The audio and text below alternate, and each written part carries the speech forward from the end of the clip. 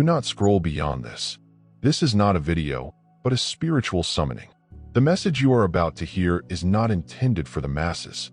It is a direct, coded communication for the anointed, chosen, and spiritual originals who have walked this world with a sense of divine contradiction.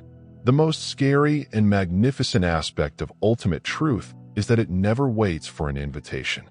It does not knock pleasantly. It knocks the door of your perspective completely off its hinges, showering the carefully crafted chambers of your reality with an unforgiving, liberated light. Allow me to be brutally honest for a minute, chosen ones. People have never seen a force quite like you. You stroll into rooms and, without saying anything or having any motive, you start giving out ego kills like Oprah used to do with automobiles. You have a meltdown, and you have a meltdown. Everybody has a meltdown. However, unlike Oprah's expensive gifts, no one is lined up, applauding, or delighted to receive what your soul has to give. Here's a startling fact that puts this spiritual occurrence in context. Neuropsychological tests show that the human ego receives deep truth as a tangible, physical danger rather than information. When the brain's most treasured illusions and protection systems are questioned, the amygdala, its primordial fear region, lights up as if it were being violently attacked. Now, take a time to really consider what this means for you. Imagine navigating through life as a spiritual OG, the living, breathing incarnation of that truth in the human body. You don't have to preach, debate, or talk. Your aura, or frequency, is responsible for all of the hard lifting. And suddenly, individuals who had built vast empires of self-importance and believed they were unassailable fortresses of confidence started to rethink every single brick of their identity. This is the secret cause for the strong emotions you generate. This is why people gaze at you in wonder and dread, avoid direct eye contact, and become strangely defensive and aggressive in your company. They are not responding to you. Rather, you have triggered the gradual, choking death of their own ego. They have methodically constructed their whole identities from a complex set of masks. The mask of success, the mask of piety, the mask of pleasure, and the mask of intellectual superiority. And your spirit, your true frequency, has the remarkable and terrible capacity to take those masks off without asking permission. It's like being a walking demolition team in a world full of fragile cardboard castles. And here's the heavenly twist in this cosmic drama. They really think they're upset with you. However, what they are genuinely concerned with is hatred against the unfiltered, unmistakable mirror of their own inner truth that you compel them to see. You don't have to combat their ego. Your presence just highlights it. You don't have to attack their pride. Your truthfulness will naturally deflate it. And you do all of this while staying perfectly unconcerned, drinking your water, and focused on the holy business of your own soul's path.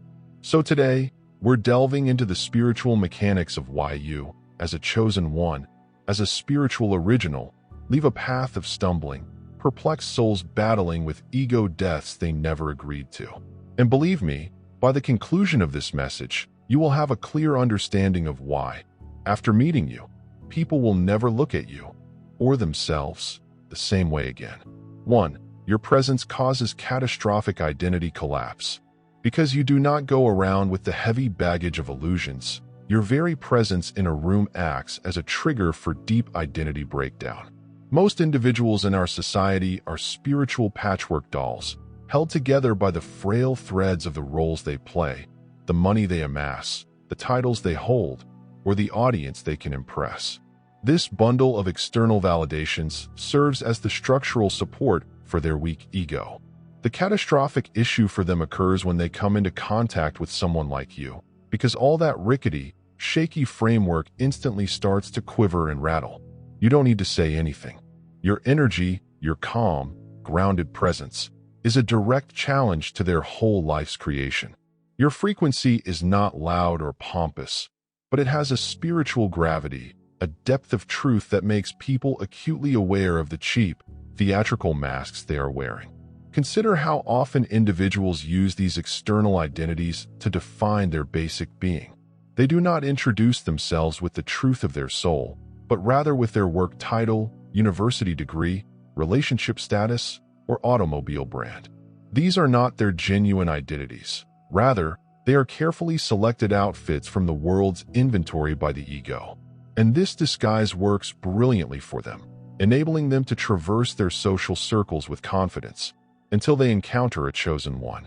In your presence, they feel spiritually naked, completely exposed to the high-wattage light of your truthfulness. Because your actual character makes their carefully created public image appear like cheap, brittle plastic, they are faced with a scary decision.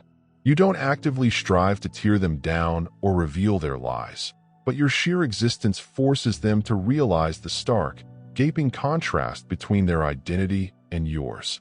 This is the underlying reason why some individuals become excessively protective, unreasonably aggressive, or quickly evasive around you. It is not that you have done something to directly insult them. Rather, by simply being, you have quietly and devastatingly exposed that their whole sense of self is as unstable as a house of cards in a storm. When someone has spent years, if not a lifetime, developing a persona based on performance, external recognition, or an intoxicating sense of control, being in the presence of someone who is deeply and unwaveringly committed to their own intrinsic truth feels like a direct and personal threat to their survival. Their ego, in its basic nature, is unable to absorb this encounter with genuine truthfulness. It lacks vocabulary, so it responds in the only ways it knows how, with simmering envy, unjustified rage, or sheer avoidance. They would rather passionately defend the comforting, familiar illusion than confess, even to themselves, that they have been hiding behind it all along. The wonderful irony of this difficult process is that your presence is a heavenly gift. It provides individuals with a unique and valuable chance to face their own fallacies, destroy their own prisons, and begin on a journey of deep transformation. However, the great majority of people do not perceive things this way. To them, the impending collapse of their fake, created identity seems like death. In a fundamental spiritual sense, yes, it is the end of the falsehoods they mistook for truth. What distinguishes you, the chosen one, is that you not only survived your multiple ego deaths, but you accepted them as hallowed rites of passage. You intentionally let your illusions to shatter, allowing your old self to crumble piece by painful piece in order to rebuild your whole life on the foundation of solid reality. That is why you now bear the spiritual burden that you do. Others sense it. They feel the great strength in your resilience.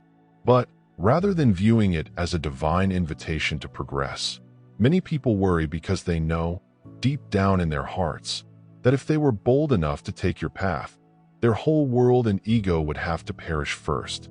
2. You are a mirror that does not lie. You are a living, talking mirror that provides flawless, high-definition clarity. And that role alone is enough to rock individuals to their very foundation. The vast majority of individuals are used to engaging with reflections that they can control and change.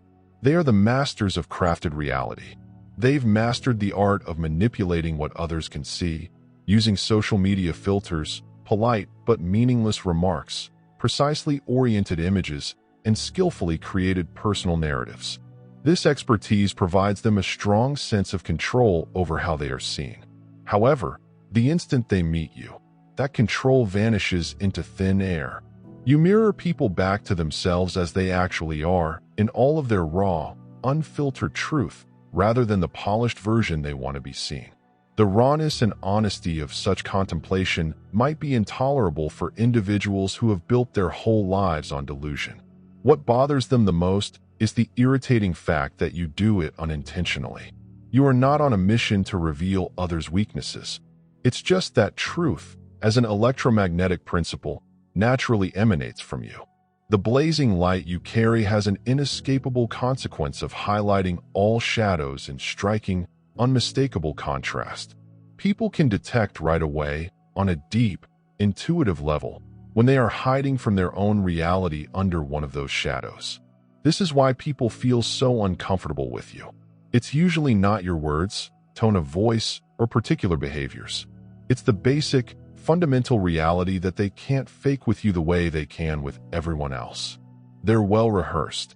carefully maintained personas collapse in your presence, leaving just the raw, vulnerable heart of what they desperately hoped no one would see. This is why you often see such strong and polarizing responses to your presence. Some individuals are magnetically attracted to you, approaching with genuine respect, appreciation, or even silent adoration. This is because, deep down, their hearts want for the same honesty you represent.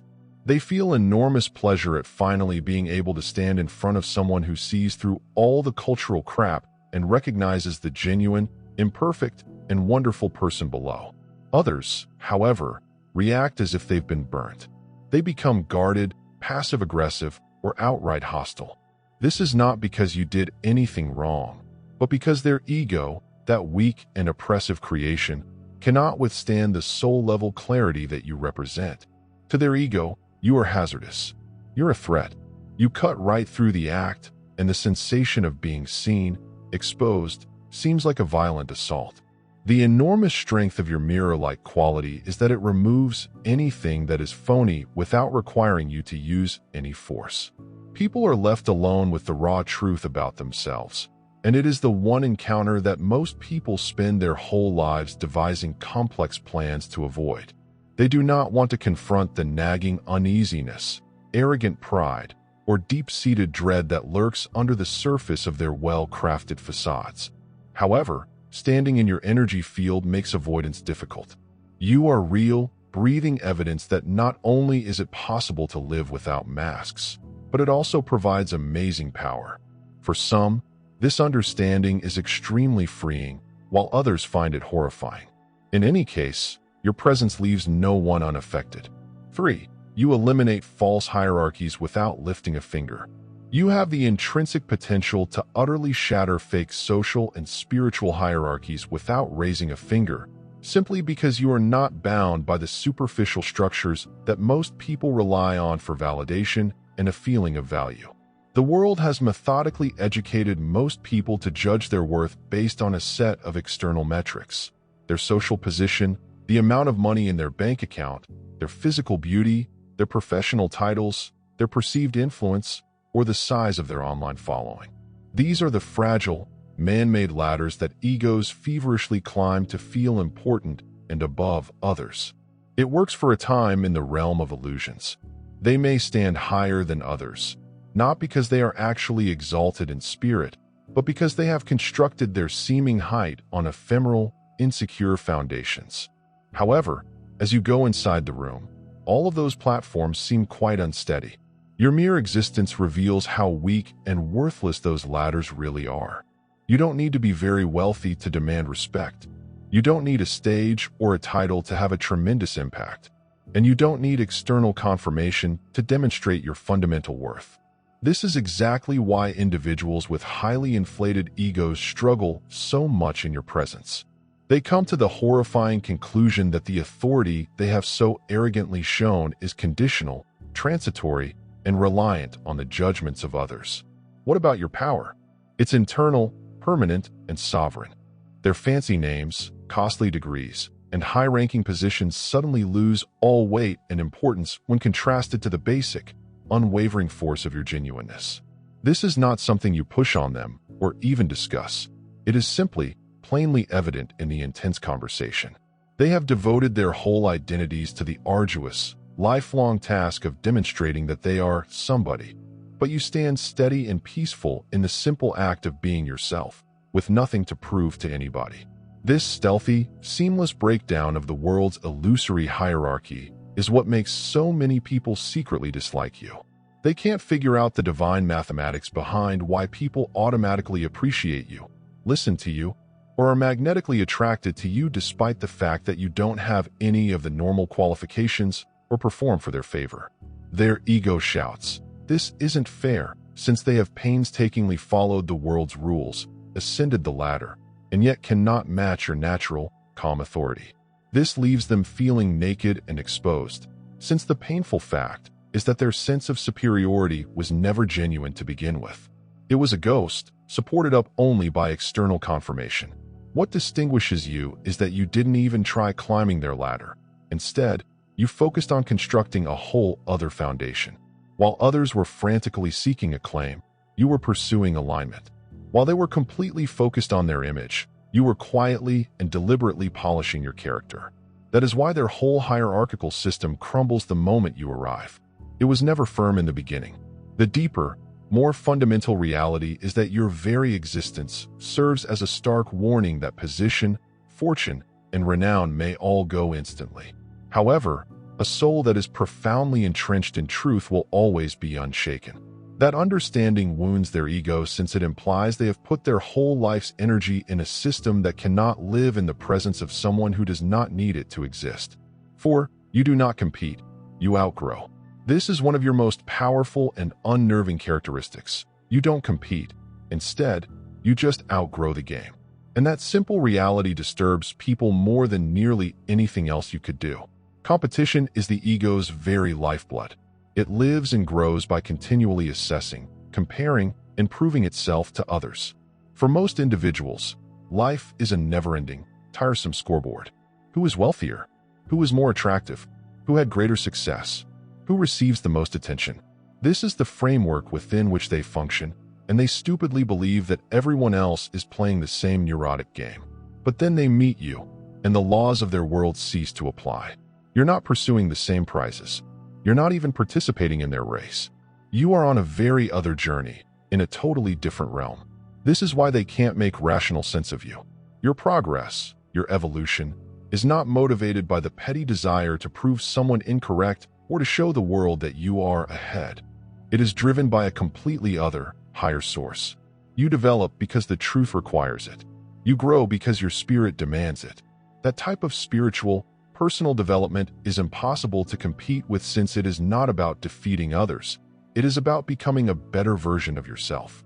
When individuals discover they can't cage you into their competitive worldview, a strong feeling of terror sets in. If their sole known language is comparison, you've basically stepped outside of their lexicon. How can anybody measure someone who refuses to be measured? How can they fight someone who isn't even on the battlefield? This is why individuals may project great sentiments of envy or anger against you without a clear, rational explanation. On the surface, you have done nothing to them. But, under the surface, your mere presence challenges their fundamental conviction that life is a zero-sum competition in which you must outperform others. You demonstrate to them, without saying a word, that all of their hard-won victories mean nothing if they are anchored in a profound feeling of insecurity. And this truth seems like a serious challenge to their whole worldview.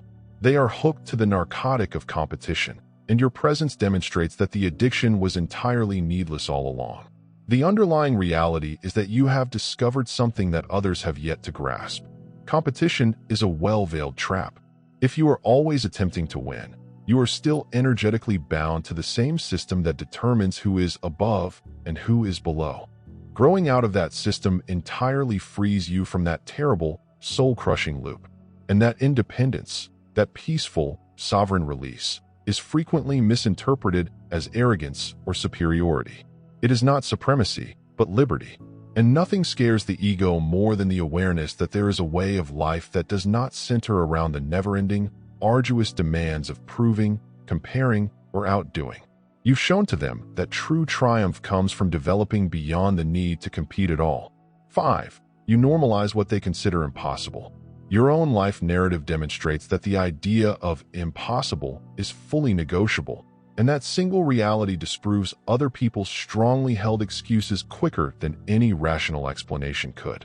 When the rules of the game appear to bend for you, when long-standing limits dissolve in the face of your persistence, and when cages that have held others captive for generations simply open because you refuse to accept their reality, everyone whose identity is based on the word can't feels completely exposed. They are forced to face the horrifying notion that their limits were never set in stone, but rather were lies they made themselves to keep secure. Your presence becomes a modest but forceful condemnation of their complacency. It isn't loud or preachy, it's just evident. To sleep at night, people depend on clean explanations for why things are the way they are. Their self-imposed limitations protect them from the difficult effort, enormous danger, and terrible uncertainty that true, deep transformation necessitates. When you walk right through those artificial walls and simply keep going, It severely disturbs them because the whole story on which they relied, the soothing mantra of "that's just how things are," crumbles to dust under their feet. Your victories provide uncomfortable proof for their viewpoint.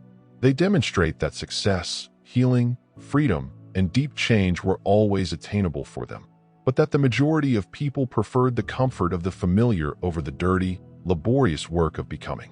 The revelation strikes them like a pail of frigid water. It is not that you are fundamentally different from them in ways they cannot comprehend. Rather, you were ready to do the scary things they would not. This is why they often use one of two tactics. They either belittle your accomplishments or attack the messenger. Minimization is used to defend one's own self-image.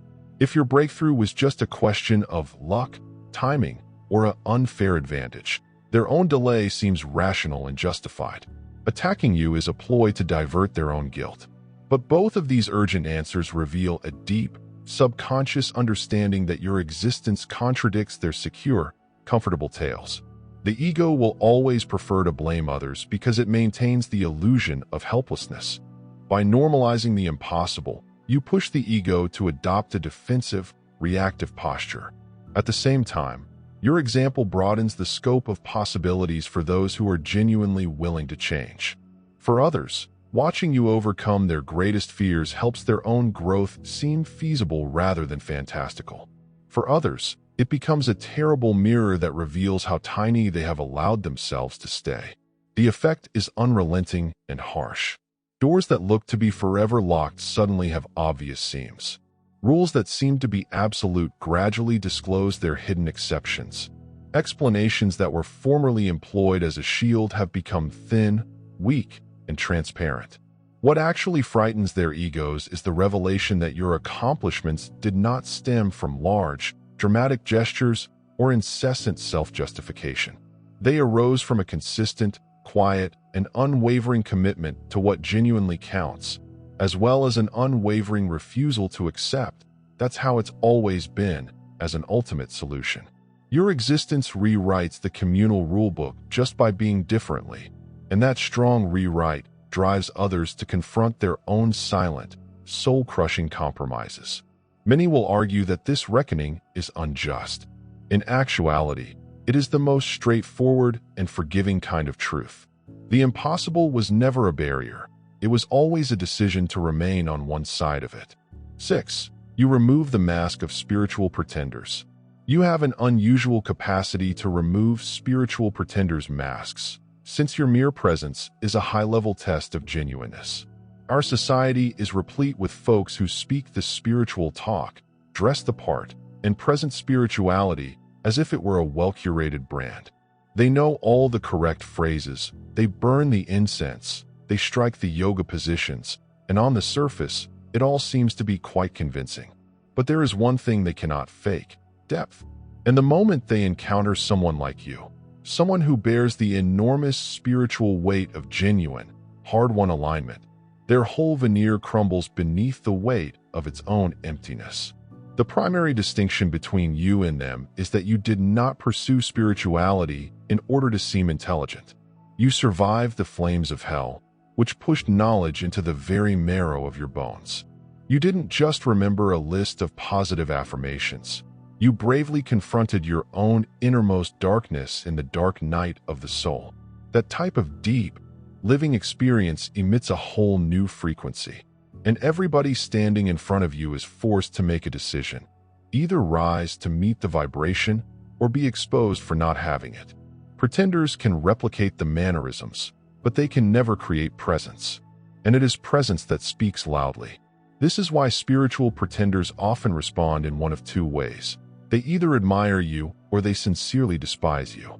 Idolization occurs because, subconsciously, people understand that you carry the precise thing they only speak about. So they grasp onto you, seeking to steal or drain part of your true light.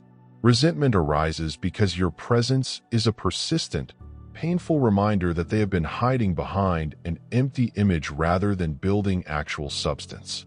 In both circumstances, your presence drives them into a moment of inevitable realization. They can no longer pretend that the mask they're wearing is genuine.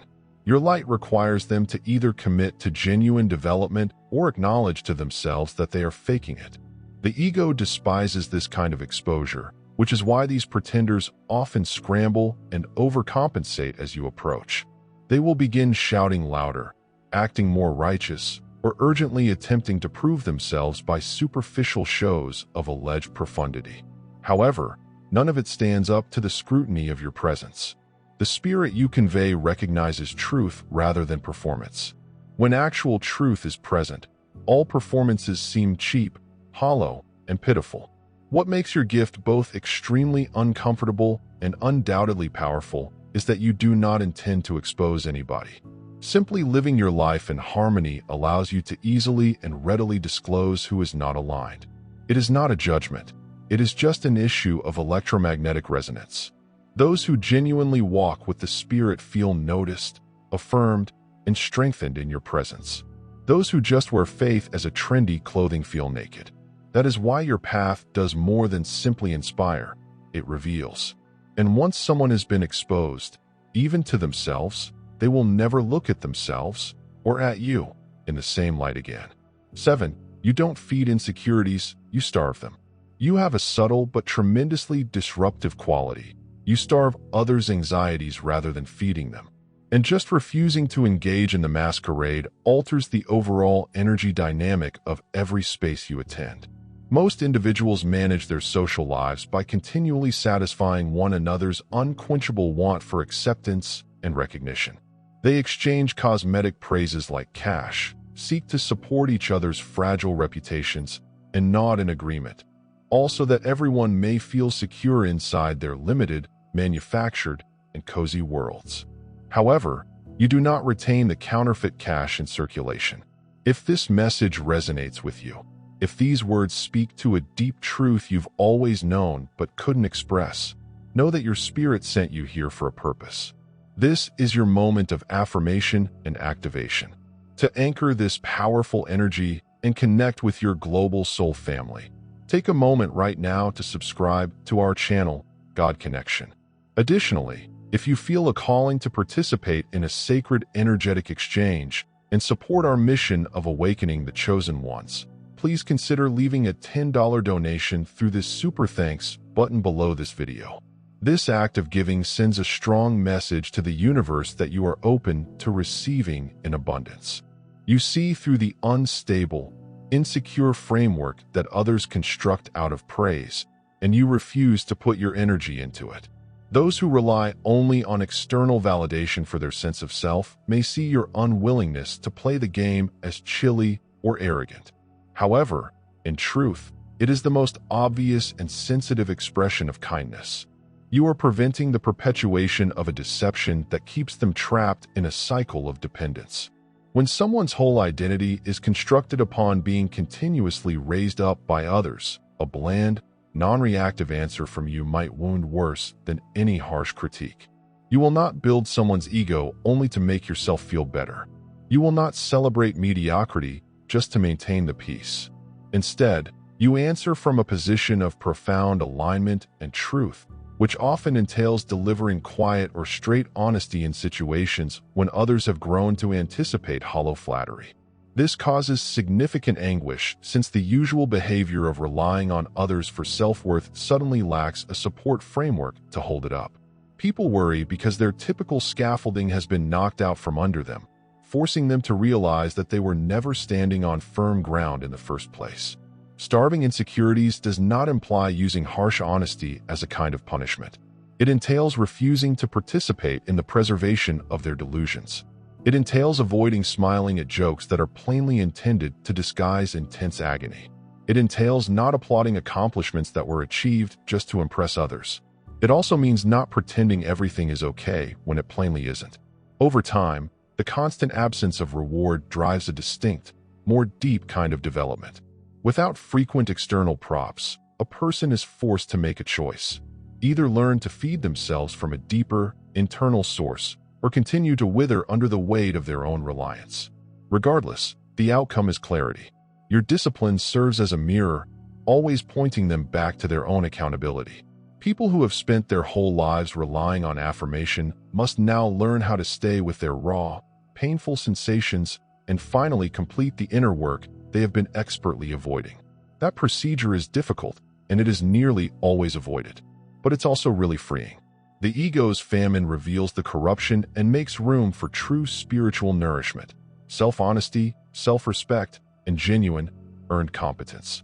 You don't love seeing someone suffer, yet you're hesitant to sacrifice their short-term comfort for their long-term success. Some people may dislike you for your uncompromising position. They will accuse you of cruelty or insensitivity, and they may even defame you in order to sway others into protecting their fragile ego. That is a typical response of a dying ego.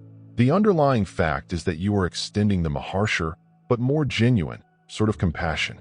You cease feeding the falsehood, so whatever remains must die or be made whole.